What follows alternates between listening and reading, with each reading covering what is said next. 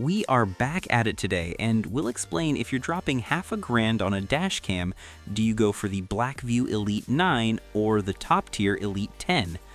Blackvue has always been the premium choice, but with the new Elite series, they've really split the goalposts. On one hand, you have the Elite 9, which is a massive jump over the old X series. On the other, you have the Elite 10, which is pushing specs further than we've ever seen from this brand.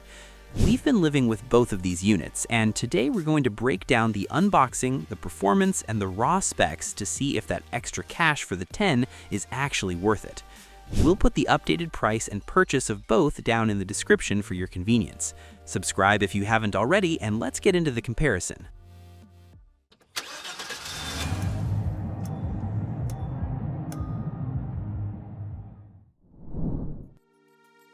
When we open either of these boxes, the experience is almost identical. The first thing we see is a QR code, and like we always say, scan that right away to get the Blackvue app because it makes the pairing process significantly less painful. As for the hardware, both front cameras sport that signature sleek Blackvue cylinder design.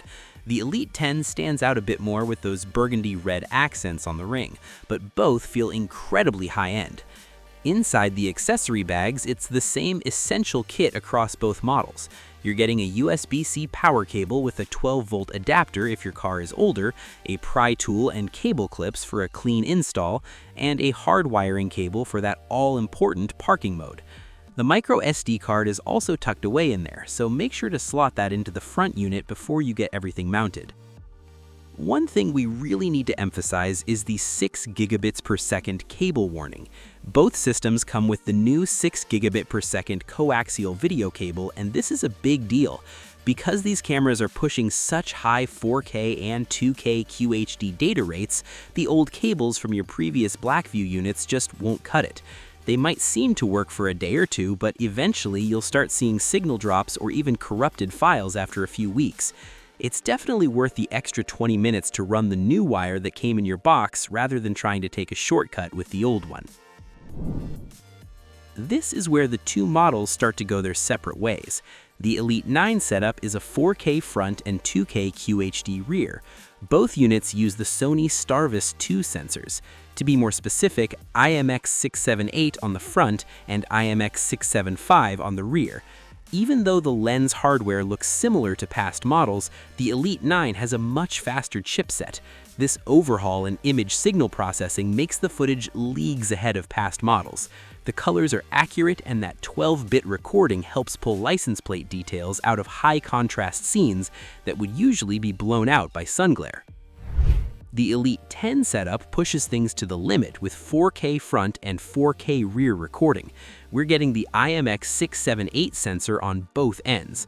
When we look at the footage, the Elite 10 is the king of vibrant color and cinematic detail.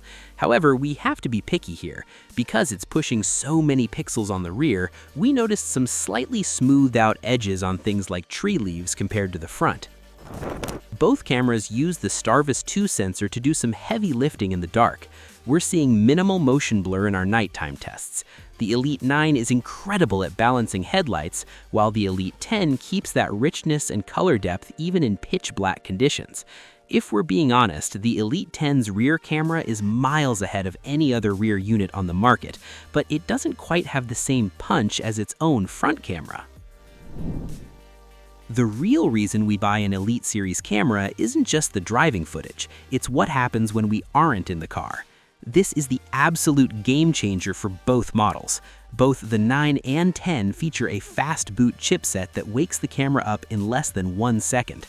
Because they wake up so fast, they can go into a deep sleep while parked, drawing less than 1 milliamp of current. To put that in perspective, your car usually draws 50 to 85 milliamps just sitting there. At 1 milliamp, these cameras are basically ghosts to your battery.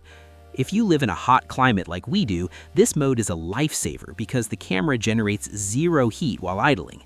The second it feels a bump, it wakes up, grabs a 1-minute clip, and goes back to sleep. Pair this with the B130A Ultra battery, and you can theoretically get up to 12 months of protection. Both are fully cloud compatible. If someone taps your car in the parking lot, you get a push notification on your phone instantly. You can jump into a live view from anywhere in the world to see what's going on. To make this work, you'll just need an LTE connectivity module or a car hotspot. So let's talk numbers. The Blackvue Elite 9 is coming in at $495, while the Elite 10 sits at $580. That's an $85 difference. If you are looking for the most balanced high-end system that solves the dead battery problem and gives you incredible 4K clarity, the Elite 9 is our pick for most people.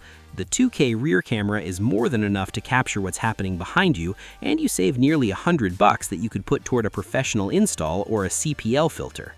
However, if you are a spec head who wants the absolute peak of tech as of right now, or if you drive a lot at night and want the highest possible resolution for rear-end hits, the Elite 10 is the one to beat. You're paying that flagship price of $580, but you're getting dual 4K sensors and the most advanced parking protection available. Ultimately, you can't lose with either. Both have solved the biggest trade-offs of owning a premium dashcam. We'd say, if you have the extra budget, go for the 10 for the future-proof factor.